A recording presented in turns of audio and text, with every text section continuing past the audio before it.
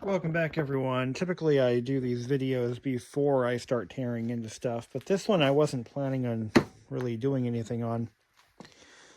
You probably can't tell, but this is that. This is a Kenmore Floor Buffer, and I got it for $9 at a local thrift store, and I didn't buy it because it was an antique. I bought it because I needed a floor buffer. We've got vinyl composite floors. These are the wax floors. Typically, you'd find them in public buildings these days. But back in the day, they were common in households. During the building boom of the 1940s, 50s, and 60s, even into the 70s, residences were often built with a vinyl or an asbestos-style floor. Every home would have had one of these. But I challenge you all to think about everyone you know and try to identify one of those people who has an actual floor buffer. You might come up empty-handed. I know I did.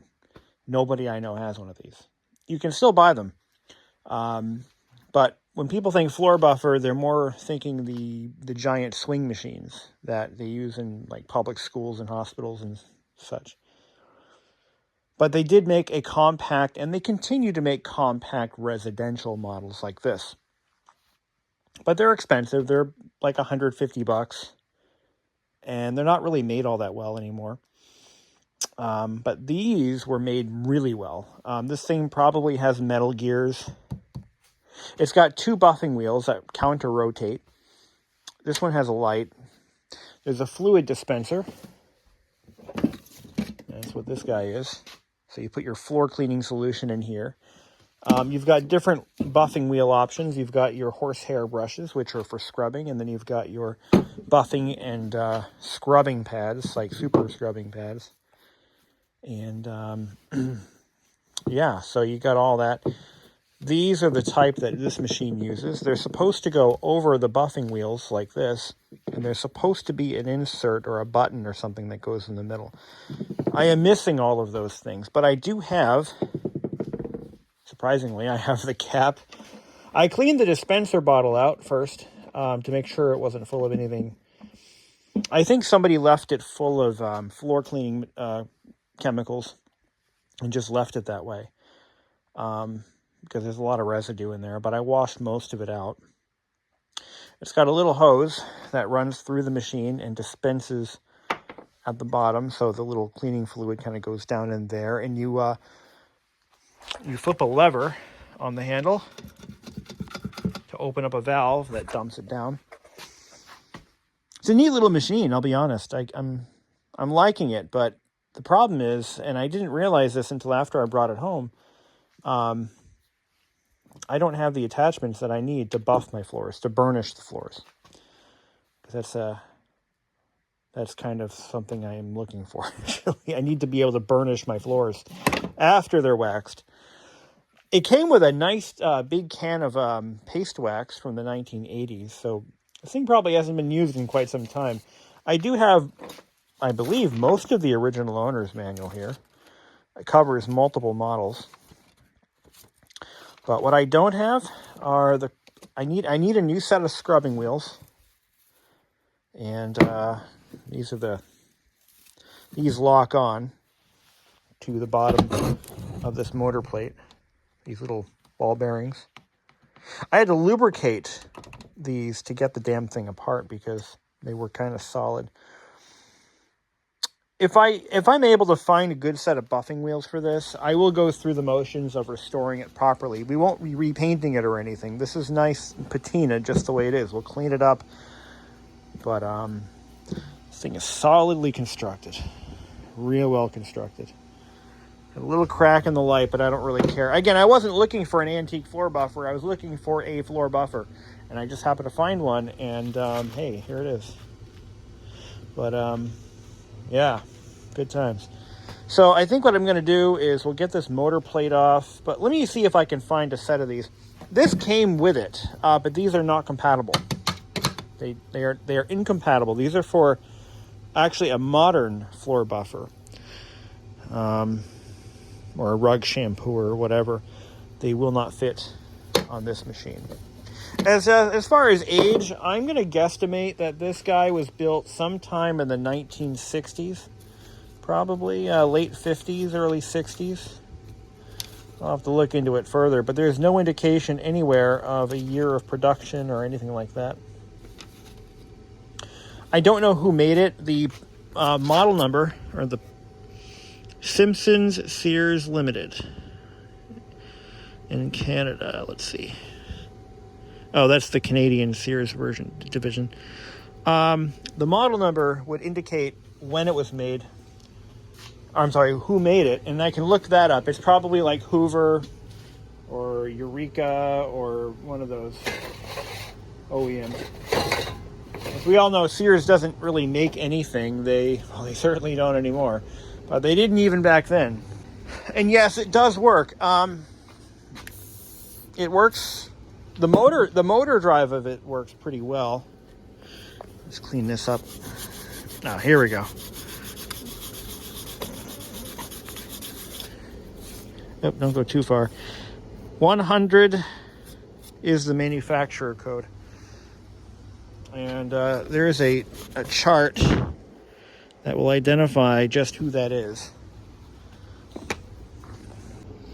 Apparently it was made by Roper. The code, the list of codes that I found starts at 103, but I found another explainer that indicates that 100, 101, 102, 103 are also Roper. I don't know if that's true or not. I thought Roper only made large appliances like washing machines, stoves, etc. And here we are. The motor does spin freely. Everything works. We need to get these gearboxes apart and take a look at what kind of horrors lie within. I really don't want to go crazy with this thing. I just needed to clean my floors. This is not something I'm going to be restoring for future generations to appreciate and enjoy. I just want my floors to be shiny. So, you know, that's what it's for. Let's see what we can do here. Okay, ooh. Okay, well, at least the grease is soft. I'm not going to go crazy and tear all this out. I'm going to clean out what I can, throw some fresh grease in there, and call it a day. And the fresh grease will mix in with the old grease, and we'll have a little grease orgy. That's all I want to do here. Make some happy grease. Maybe put a few drops of oil on the motor bearings. That's it. That's all I want to do. Now this one's got to come off too. It is a brush motor. I thought I had smelled something cooking, and it ain't my grandma's cooking because she dead. So,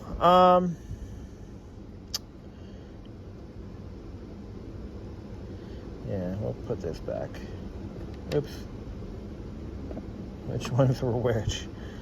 Does it matter? Yeah, it matters. Of course it matters. It always matters. Oh no, because they were slotted too. I think we need this one.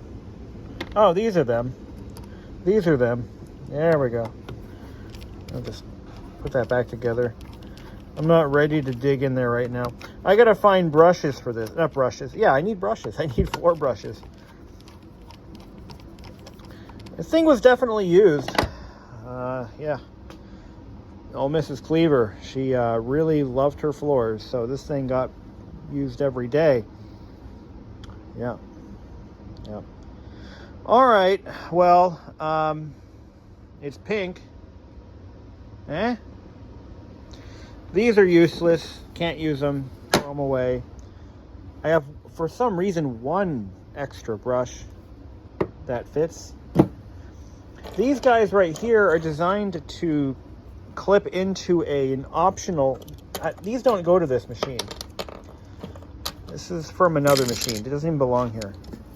But on that other machine, there would have been a flat attachment for your buffing pads, and that's what this is for, polishing. So let's go over these. This is a burnishing pad. This is to kind of melt and redistribute the wax. This is your polishing pad.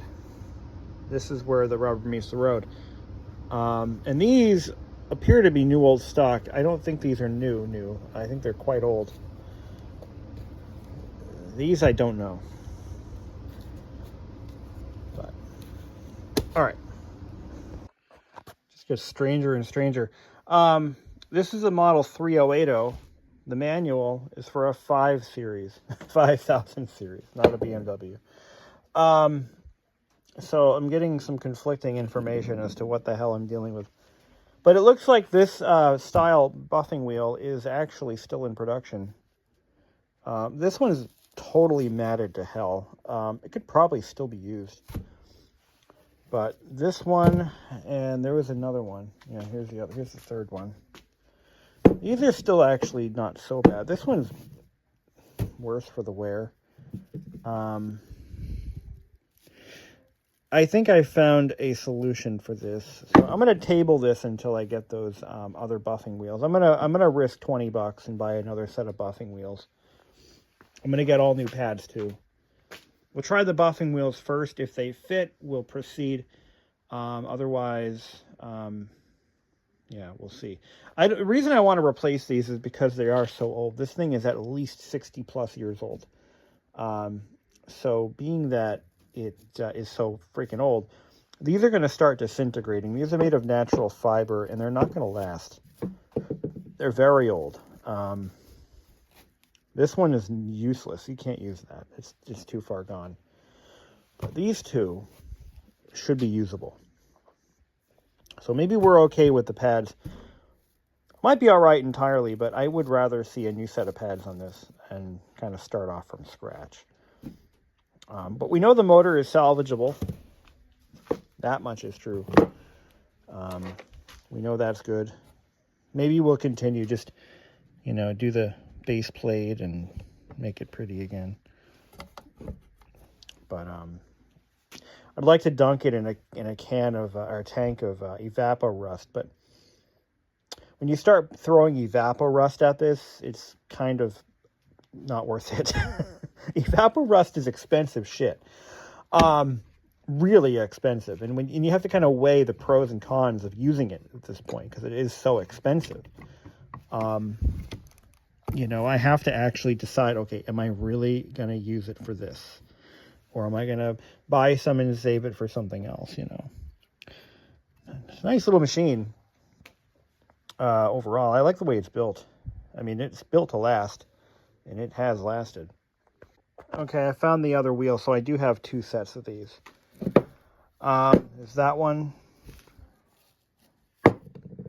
This one was on it.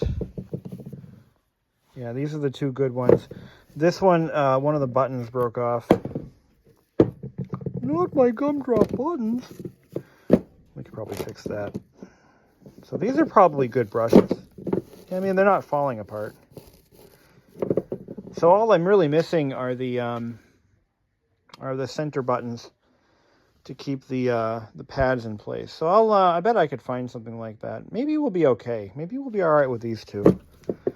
These 2 look a little bit too worn out for me. That one definitely. This one's trash.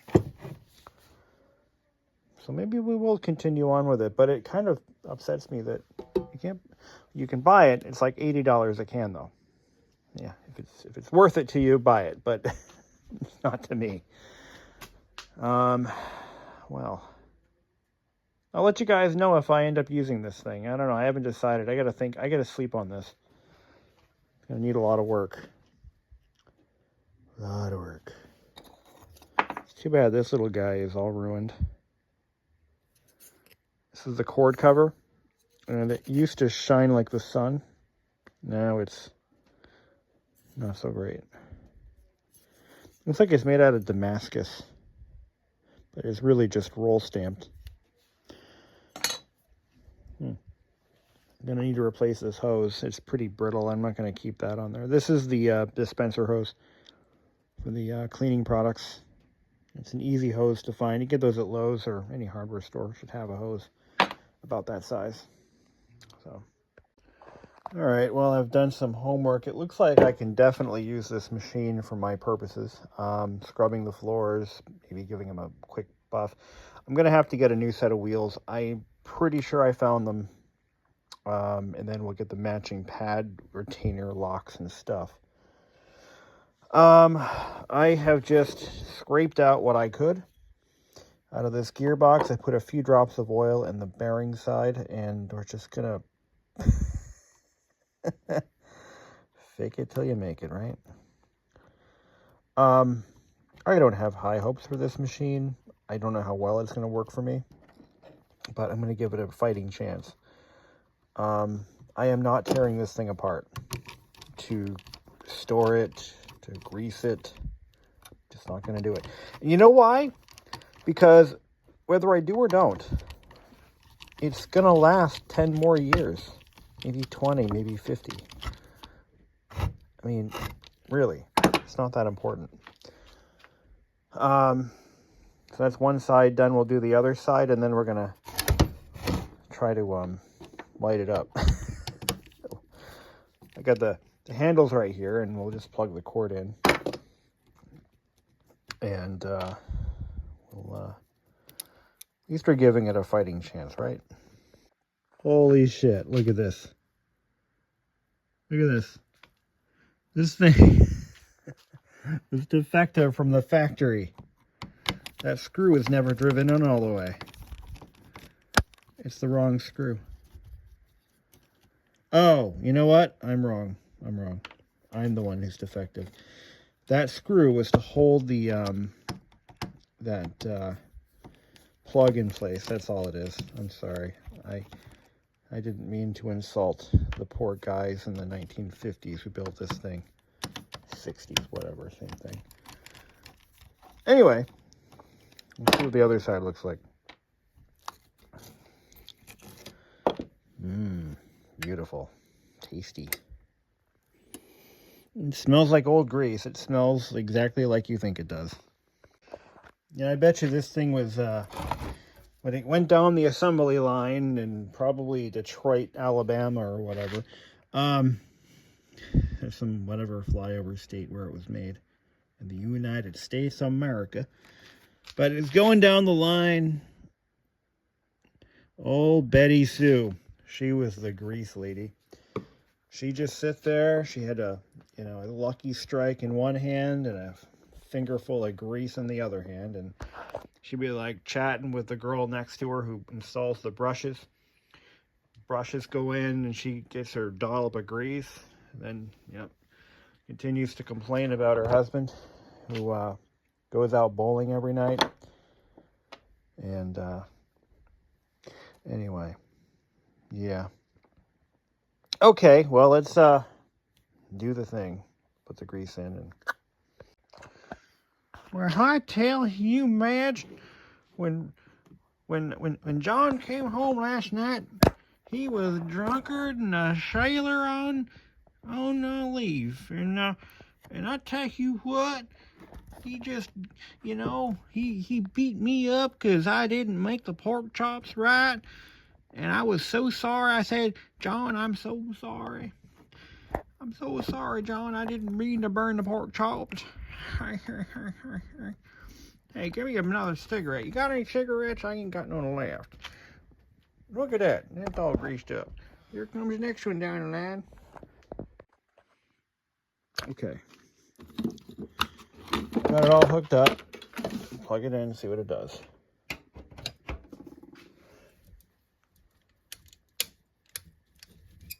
Really nothing.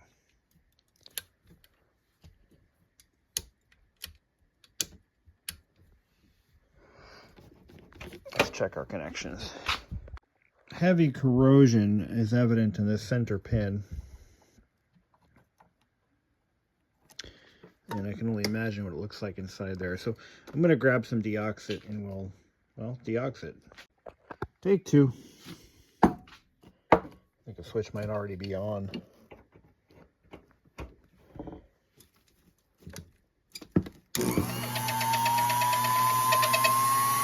The sparky sparks. That was low. That's low. Oh, the power switch is kind of weak too. You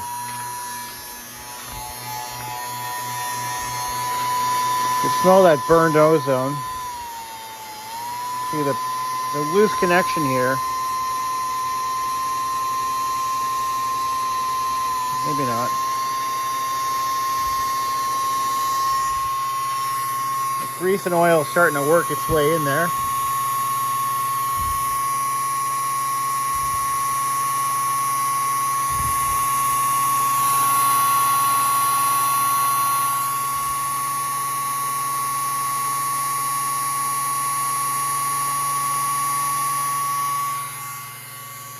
Put it on high. There we go.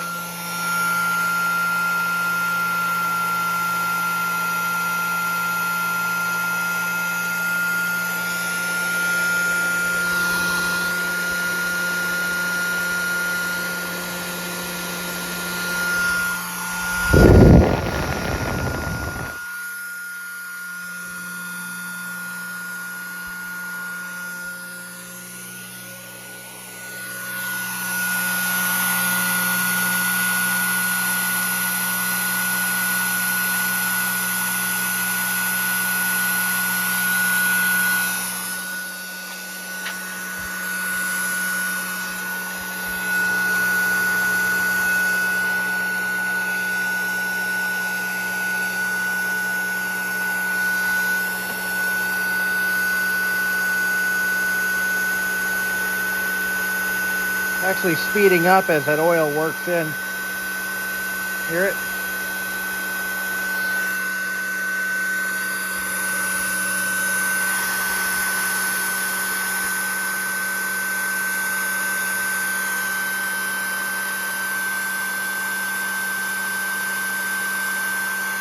It's not working as hard as it was.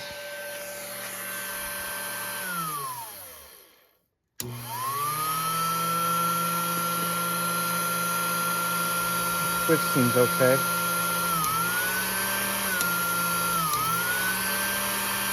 Working a lot nicer.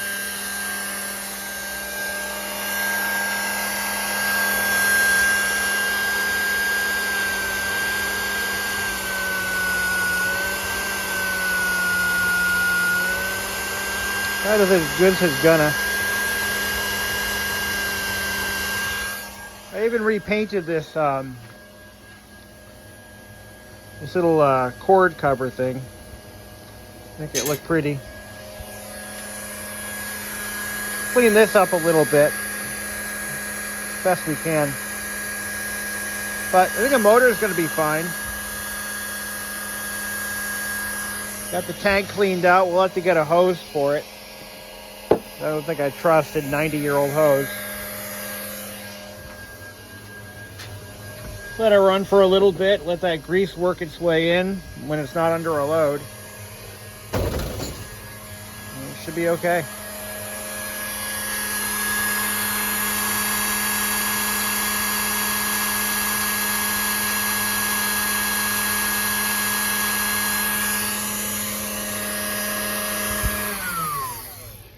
I didn't put the so this is how you adjust the end play on the shaft. I don't think we need to worry about that, but ooh, wow, it's getting warm. We'll put this screw back where it belongs, chafing up against the screw or the wires as it was intended to by nature. That's not the screw. It's gonna be probably this one. Yeah, it's covered in grease. Grease is the word. Can you imagine working in a factory making these things? You know, the economy's booming. You just bought your first home for, I don't know, $8,000. You know, your husband just came home with a brand new 1958 Edsel. Edsel was going to be the future of the automobile. It was going to be Ford's biggest success, is what the salesman told your husband. So he bought it. And you're thinking you're living on Easy Street. Things are just going to get better from here. The United States is a manufacturing powerhouse and always will be. Your job is secure. People are buying floor buffers like there's no tomorrow, and your production line is the pinnacle of success.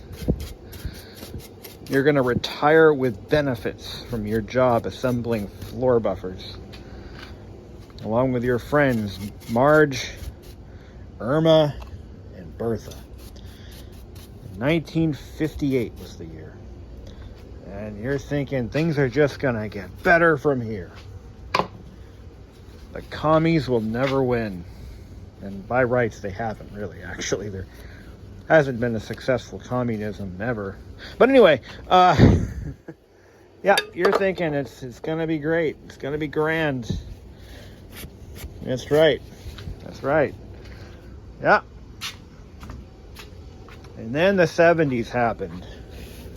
And all your dreams went like little bubbles bursting every day. The 70s is when it all went to shit. What a time to be alive.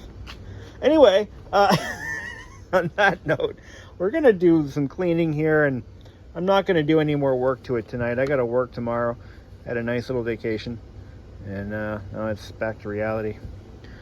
But let's see how she starts up now. Oh yeah. Oh, that's right. That's it.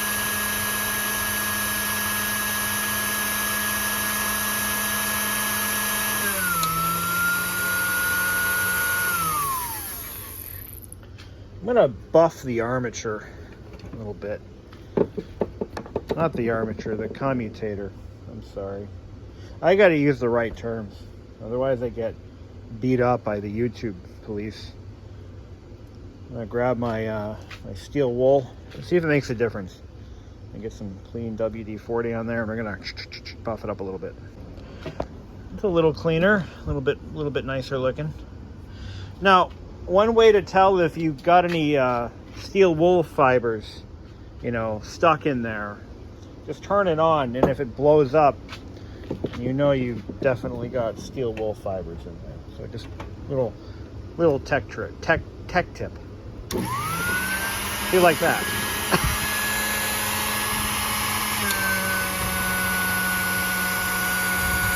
There we go.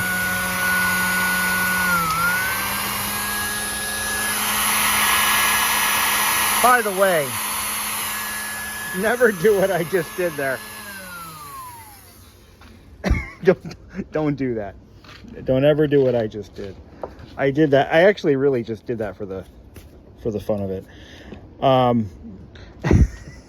Wasn't that cool? Another thing you could do. No, don't do it. But yeah, a little bit of steel wool is gonna cause a little bit of yeah. Don't do that.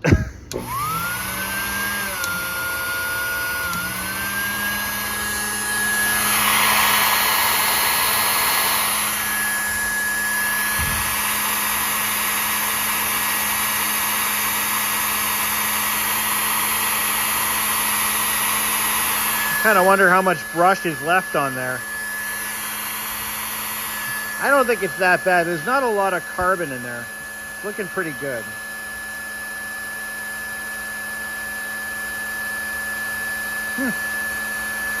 I say she's good to go. Put her back in service. That's, you know, that's an improvement. Not great, but it's better. It probably could benefit from a complete repaint, but that would be wrong. This piece broke off of the window, so I took the window off and glued it back in with Loctite and put it back together.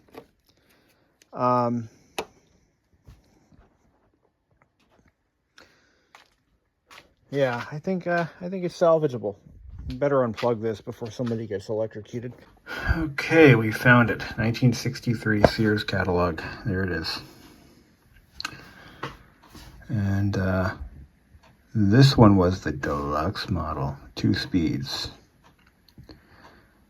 Yep. All attachments snap on and off with ease. Oyster white. Huh. maybe 1962 or 65. Let's take a look. 64 maybe.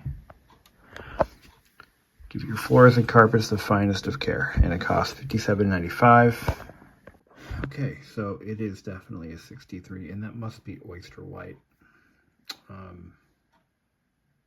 Must be that just must be the name of the color. Here's the succeeding model, and it looks pretty much the same, but it's a slightly different design on the front. But I imagine same internals. Note. Okay, yeah. But that's it. That's the unit. That succeeded it. The one that we saw from 63 is the unit. So 1962 didn't have that model at all. So that's how you narrow down how old a Sears product is, I guess. Go through the catalogs, figure out a time period, and just go year after year. If it's not there, it's not there. And then you find it, boom, there's the year. Okay, so this is one of those products that I wouldn't go out and buy for this because it wasn't cheap. But SEM self-etching primer is the way to go. It's a good product. It works really well. So we're gonna do the primer thing on both sides.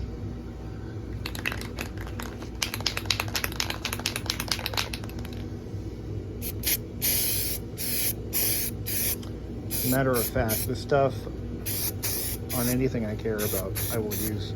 It goes on nice, and it will permanently embed itself into the metal. It's good stuff. I found the paint. It was in the garage. I had used it to paint the meter box a little bit ago.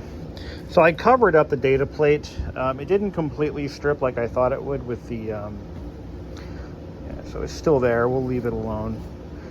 And we're going to let this probably cure for a couple hours, maybe a day, and then we'll come back to it tomorrow.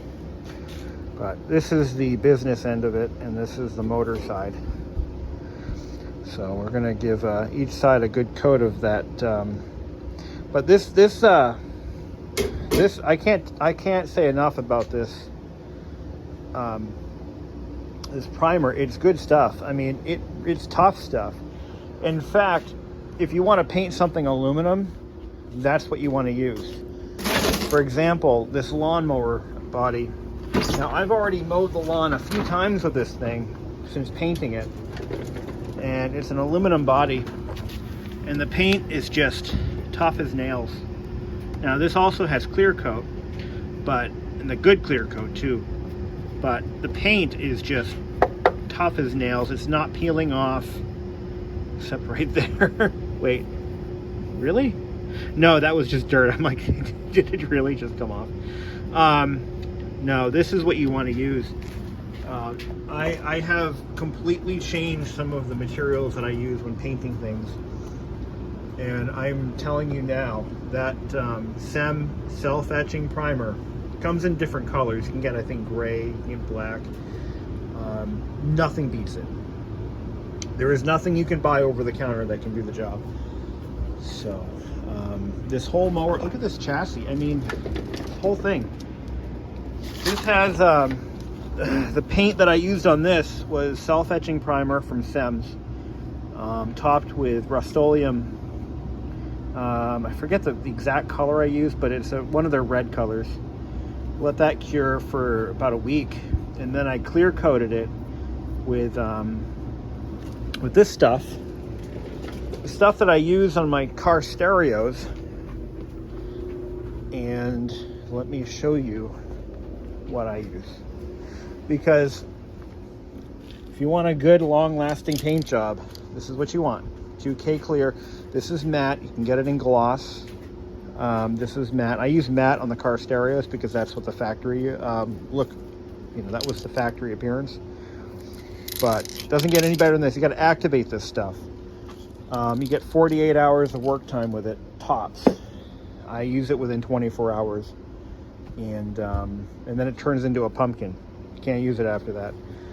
But literally the best way to build up a nice durable coat. we're only going to use, we're only going to top coat this with Rust-Oleum, and then that's it. It's not going to go any further than that. I mean, this thing's just going to get beat up again. It's going to rust again. It's going to get beat up. But this primer, tough as nails.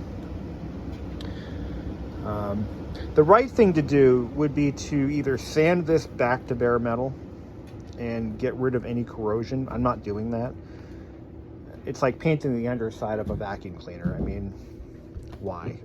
But you know what? We got it all apart. I got the stuff. Let's just paint it, make it look a little better, and make it look a little bit more factory original. So this is the underside of the motor. Again, everything's cleaned up as good as we're going to get it. And I didn't want to go this far into it, but what the hell, why not? So that right there is a pretty close approximation to the original color, though I think it was a tad bit darker. Again, I don't know what these clip-on things are for, but I think I figured it out. I think they might be for a an accessory wheel kit, so you could roll it around. But that's what I'm thinking. I could have taken those off and done a better job, but I figured, why? No, I usually like to take pride in my work. We can make an exception for this thing. It is a cool machine, but it's going to be a workhorse. It's not going to be a collector's item. All right, so we're in the throes of reassembling this machine. I decided to reuse the hose. It's very malleable. It's not ready to break or anything. So got this little plate back in there. And that'll all be... This doesn't look right because it looks like it's going to hit this bulb. I don't like that. But that's the way it was designed, and that's the way it's going to go. Also, I think this piece should actually go further up. What the hell? That doesn't look right. It doesn't look right at all.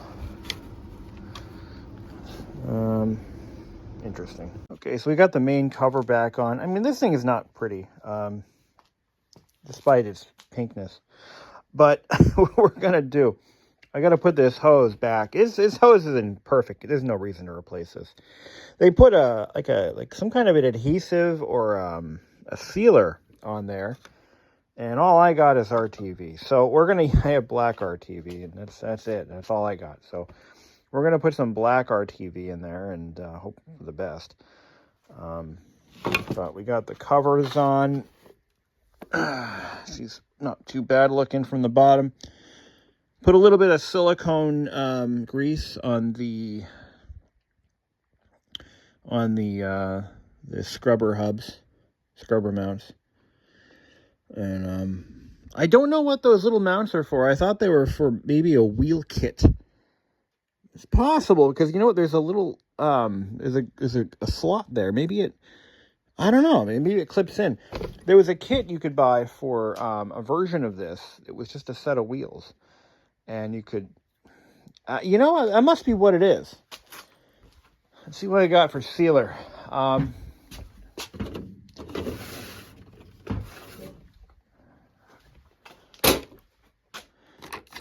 got adhesive. No, I don't want that. I got glazing putty. I got ultra black. I got cement. Ultra black should do it. I got ultra black and I got mega black. Which one should I use? Mega black. Probably the same damn thing.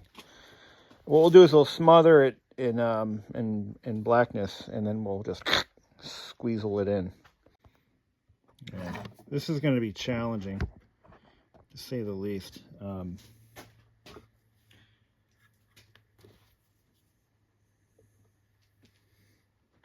So we'll just kind of put that in there. Try to put that in there, maybe.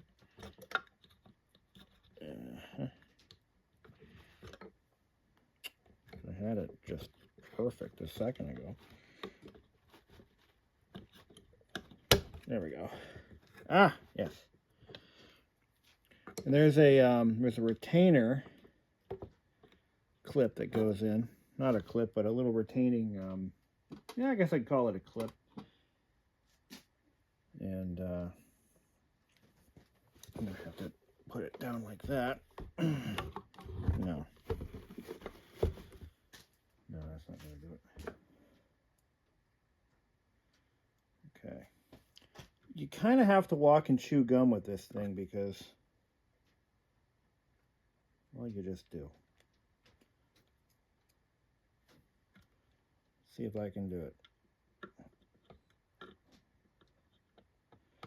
Old Bessie on the assembly line, way back in December of '63, put this thing together on the night shift. Oh, what a night that was.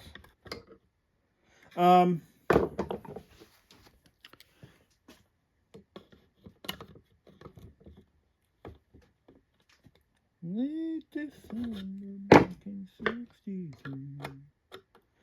What a very simple plan for me. Okay, I think we got her. But do we? No. Let's see. Oh, there we go. As long as this has a full range of motion without pulling itself apart, I call that a win. And it looks like it does. So I'm gonna have to let that sit, let that cure for a little while before we go full hog and assemble it. But we'll let that cure so that it, forms a nice tight seal. You know what? I don't think I need to do that. I think I can actually just put the handle in. And we'll just let it, yeah. I didn't take this one off to paint it, but I did take the front one off, so. Okay, we're all assembled. Still got to clean up the handle a bit. But you can see that when the bottle's in place, and you pull the trigger right here, see if I can get that in frame. All it's doing is it's pulling up a rod that goes through the dispenser bottle and unlocks the, allows floor cleaner to go through. I think at one point somebody might have put liquid floor wax in this thing, which you're not supposed to do. I hope that's not true, but there is some kind of a buildup of sediment inside there. But otherwise, the dispenser bottle is clean. It still smells like something in there. I can't get a flashlight down inside. Oh wait, I do have one here. There's a lot of blue residue in there. See if I can see anything. Not really. I really can't. But, oh yeah, I can see it now. Okay, it's actually pretty clean. I don't see anything in there. But, this blue, this blue stuff, this is floor wax. Liquid floor wax. It could be future polish. It could be anything. It could be Mop and Glow. But, yeah, no, you don't put floor wax in this machine. You put floor cleaner in it. That's it. Maybe water. And then you rinse it out when you're done. But somebody didn't follow the instructions. I tried to clean this cord. It's going to take a lot of work to clean this. Make it look good again. I tried Clorox cleanup and I've tried Windex. Usually those two, one or the other, or both, will do the thing. I'm going to try alcohol, and then I'm going to try something to clean this. Alcohol is, it's for me, and no, just kidding. Anyway, so let me just do some more cleanup work. I can't test it out because that paint is still, I want to let that paint cure for another couple days before I fire this thing up and kick up the dust. Okay, I think it's time we give that floor buffer a quick test. We're going to clean this floor. It's not that dirty, but we're going to clean it anyway. So I'm going to try to clean this cord again. It's salvageable. I just haven't really cared enough to put forth the effort.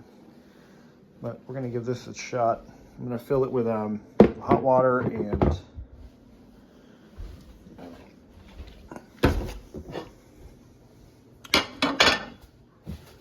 some neutral pH floor cleaner.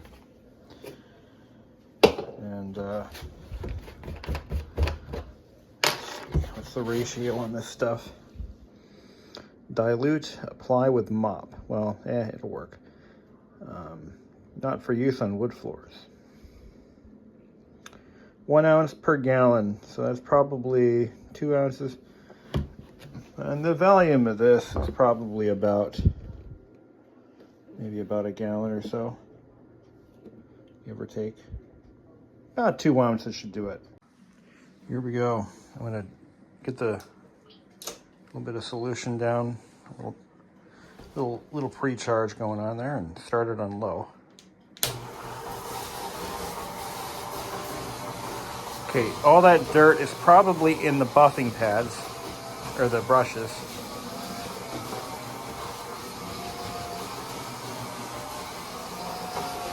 That's okay.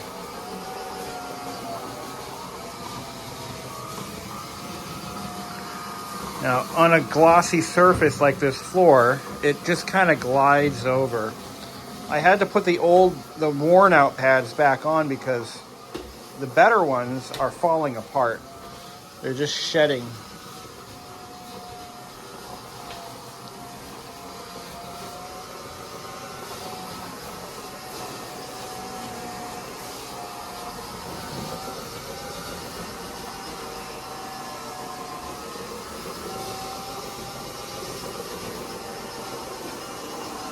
Sounds pretty good. Let's put it on high.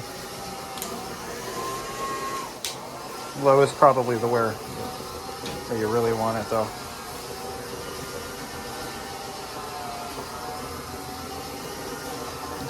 Dump some more stuff down there. There we go.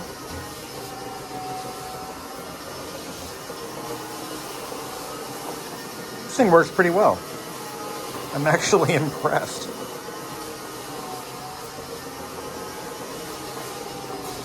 I'm gonna have to walk over this because I stupidly forgot to start in this corner. Drop a little more fluid down. There we go. Working as advertised.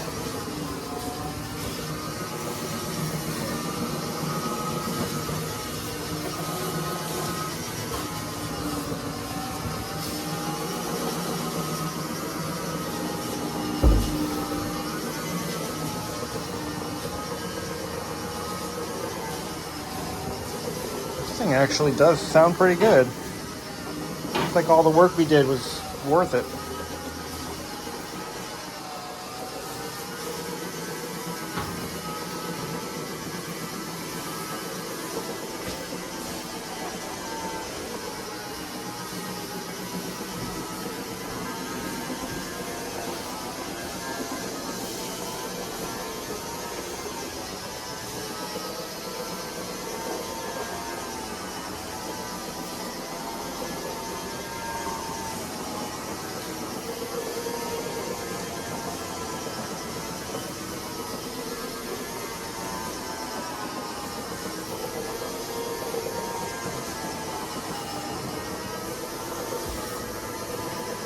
And of course, it's got bumper guards so that when it slams into furniture and cabinetry, appliances and such, it doesn't damage it. Just kind of go back over this section here. I'm going to get some of that water down this way.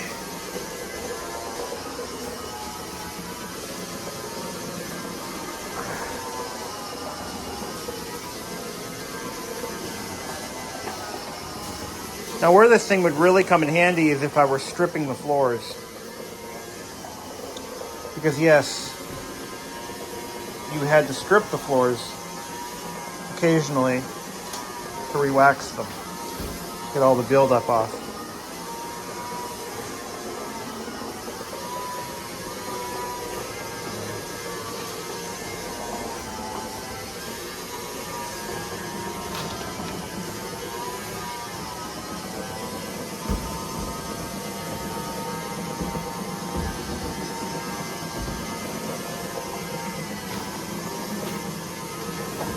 Of course, we're gonna have to dry mop all this up when we're done.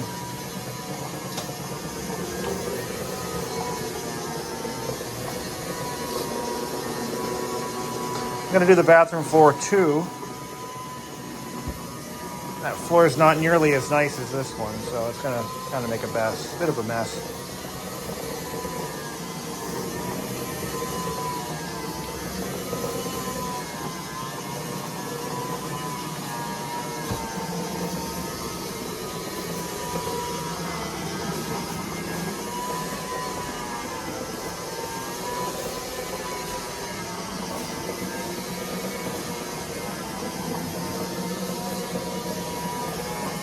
All right. If anyone's wondering what kind of wax I use, this is actually commercial grade floor wax. It's not, you can't buy this stuff in the stores. It's leftovers from old batches that we used at work that were being thrown out. Want to try this? Wow, you're really lucky to find somebody that puts up with your hobbies. I'm cleaning the floor. That's not a hobby. Is this on a video? Yes. You know I love. So should you buy a 1960s floor buffer and actually put it to work? You know, yeah, why not? I mean, it did the job. Its plumbing don't work so good, but it definitely did the job. The problem is it dumped all the fluid right out. That entire reservoir was empty, so it dumped a full gallon or two onto my floor. Because it leaks. Sure enough, we could probably fix the valve so that it doesn't do that. But I also suspect that it dumped the fluid into, like it leaked around the tube and dumped it into the motor housing, which it's not supposed to do. So we might have to replace that plastic tube. But I kind of expected that. The floor looks good. It's just drying right now, but I mean, it looks probably as clean as it was when I installed it, which you're not going to do with a Swiffer. And hell, even just hand cleaning the floor doesn't get it this clean. So that's actually kind of a win. As far as burnishing it with the machine, I don't have the necessary materials. I would have to get a set of scrubbing and buffing pads for it. But I think at this point, it kind of makes more sense to maybe give it back to Savers. Just get a real one, a new one. But I mean, I'm at a point where, you know, I could go either way with this thing. I mean, it does the job. The pads that came with it are working fine, even though they're a bit worn. But it's just got more issues we need to kind of address before we call it done. So the nice thing about it, though, is the gear train is better in this than anything you can buy now. I bought one of these at Savers, a newer model, probably from the 90s. And I brought it home, not realizing that I should have tested it. Paid about $14 for it. Had all the accessories, looked like it was almost brand new, and the gears were completely stripped out of it. Whereas this one, the motor and the gearing will last forever. So I actually think it would make sense to just keep it and just get a proper set of brushes and buffing pads that are compatible with those brushes. And it's kind of the most sensible choice, I think, right now. Because with vinyl composite floors like this, they do require additional care that you don't typically need to worry about with modern flooring for residential purposes. These floors are typically installed in buildings that have a full-time custodial crew, and they have swing machines, and they're buffing the floors almost every day. Whereas in a residence, that's just not in the modern lexicon. So if you choose to have floors like this in your home, like we did, do know that they do require some additional care. You can't just sweep them and call them good. They have to be waxed, and they have to be burnished, and they have to be, yeah, there's a whole lot more work to these than your average floor. So on that note, I think I'm going to call this a done deal. I'm going to put this back down in the basement, and maybe in the future we'll get some new brushes and some new pads, and we'll be able to do, I'm going to do the bathroom floor, just not today. It's a little late and I don't want to do it right now. But it's a much smaller space, and that floor definitely needs a good scrub. So I'm going to call it a win. But should you run out and buy one? No, absolutely not. Too much work, too much of a hassle. And the reason for that, unlike a vacuum cleaner, these buffing machines used liquid. So the components internal to the machine were exposed to liquid throughout the machine's useful life. And that's not good for things. It doesn't make things, yeah, okay. All right, well, that's it for now. Thank you for watching.